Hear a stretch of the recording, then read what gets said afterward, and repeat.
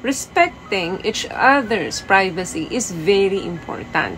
Pero kung excessive na yung hesitation, yung tipong sobrang defensive niya na ayaw niya talagang ipakita sa'yo yung telepono niya, something is wrong.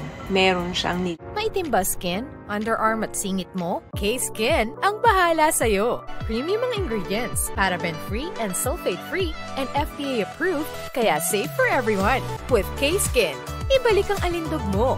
Huwag nang magpahuli.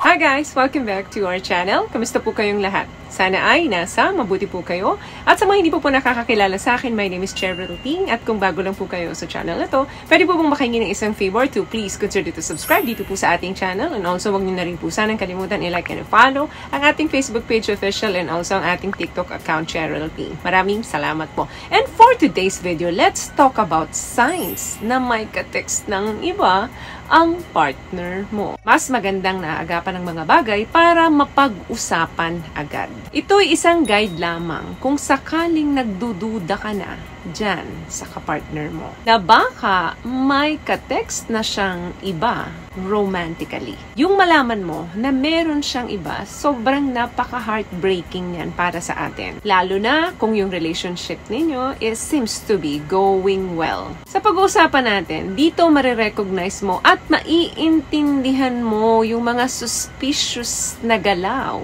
ni Mr. or ni Mrs. mo, ni girlfriend o ni boyfriend mo. Number 1, eto, nag-spend siya ng too much time sa kanyang telepono. Kung napapansin mo na parang na siyang glue sa telepono niya na kahit saan siya magpunta, dala-dala niya ito. Of course, it's an indicator na may ka-text siyang iba. Mag-pay attention ka kung palagi siyang nagtitext all the time at kumikilo siya ng medyo kaduda-duda. Very important na nag-uusap kayo openly kung ano yung mga feelings and concern ninyo. Pangalawa, napapansin mo na nervyoso siya sa tuwing ina-unlock niya yung phone niya. Siyempre, may password yan. Mapapansin mo na hindi niya ino-open ito sa harapan mo, lalo na kung may posibilidad na makita mo ang password niya. Mapapansin mo na ginaguard niya yung phone niya ng sobra. It could indicate na something is wrong.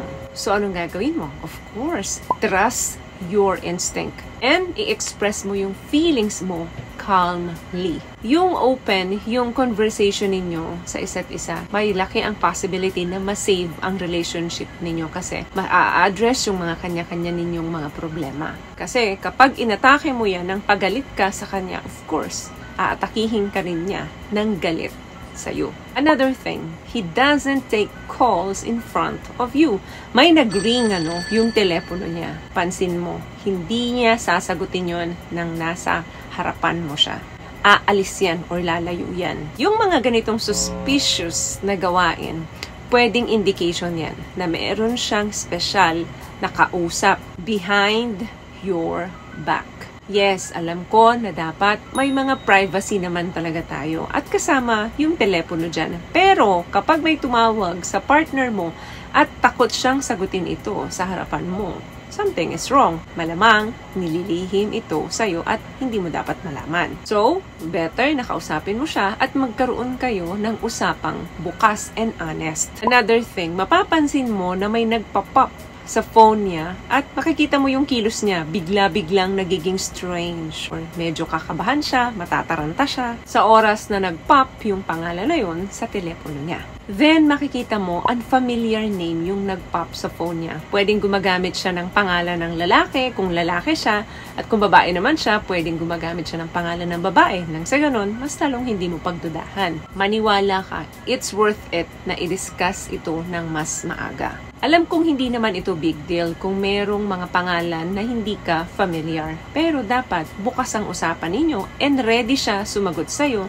kapag tinanong mo ito kung sino. It's important na i-considerate ninyo yung mga feelings ninyo para mas maintindihan ninyo ang isa't isa. So, it's better na kumalma kayo pareho. What I love about this product, itong No More Dark Secret ng K-Skin, bukod sa may advanced whitening na siya na kung saan pwede niyang matulungan na pumuti yung mga singit-singit mo, moisturizing, meron siyang anti-irritation, antibacterial, maintain healthy pH level. Hindi lang pambabae, meron din po tayong pang lalaki. Another thing, takot siya or hesitate siya, may pag-aalinlangan siya na maipakita sa'yo kung ano yung nasa telepono niya. Mapapansin mo sa kanya na reluctant siya na i-share sa'yo yung kanyang phone. Of course, para sa'yo naman, pwedeng mag-create ito ng doubt and insecurity. Respecting each other's privacy is very important. Pero kung excessive na yung hesitation, yung tipong sobrang defensive niya na ayaw niya talagang ipakita sa'yo yung telepono niya,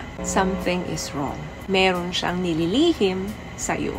Another thing, mapapansin mo siya, naka-online naman siya. Pero, bakit hindi siya nagre-reply sa mga text mo? Alam mo kung bakit? Possible kasi na meron siyang kausap na iba, kaya ini-ignore niya yung message or yung call mo. Possible na important talaga yung kausap niya. Posibleng another woman or another man. Hindi man ito romantic interest, pero kinakailangan na ma-discuss ninyo ito openly at masabi mo sa kanya yung nararamdaman mo regarding doon para ma-avoid yung misunderstanding. Mapapansin mo yan, mas gusto niya nag-spend ng time alone kesa yung kasama ka. Obviously, less ang interest niya sa'yo at mas malaki ang interest niya kung sino man yung kausap niya. Pero possible din naman na kailangan niya lang ng space talaga. Yun nga lang, pag sobra-sobra na, of course, iba ng usapan to. Then, pag tinatanong mo siya kung bakit mas gusto niya laging mapag-isa, ang dami-dami niyang excuse na sinasabi sa'yo. Possible kasi na he or she is spending time with someone. Last one, madalas mapapansin mo may kausap siyang lalaki or babae sa phone niya.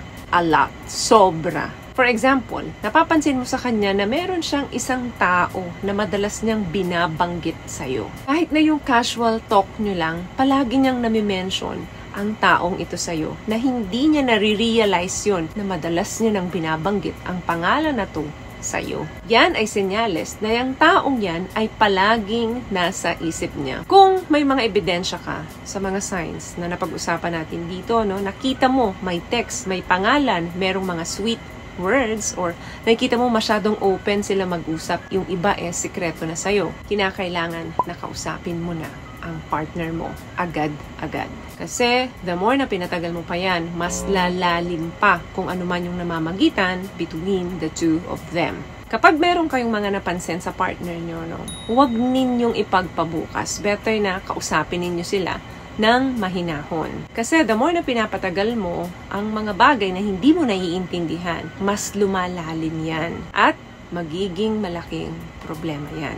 Kaya better na dapat laging bukas ang usapan sa kahit na anong aspeto ng relasyon. So, may nakuha ka bang tips sa mga napag-usapan natin ngayon? At kung nagustuhan mo ang ating video, please give it a thumbs up, comment down below, and also share this video na rin po sa mga kaibigan sa tingin yung matutulungan ng video natin.